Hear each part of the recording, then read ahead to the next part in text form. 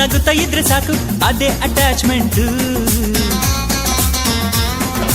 ಒಂದಿಷ್ಟು ಚಿಂತೆ ಬಾರದಂಗೆ, ಕಣ್ಣೀರು ಕಷ್ಟ ಇಲ್ಲದಂಗೆ, ನನ್ನ ತಮ್ಮ ಮುಂದೆ ಬರಬೇಕು ಅದೇ ನನ್ ಸೆಂಟಿಮೆಂಟ್. ಇಡೀ ಲೋಕವೇ ನಮಗೆ ಎದುರಾದರು ಇಂಥ ಸೋದರರ ಅನುಬಂಧವ ತಡೆಯರು.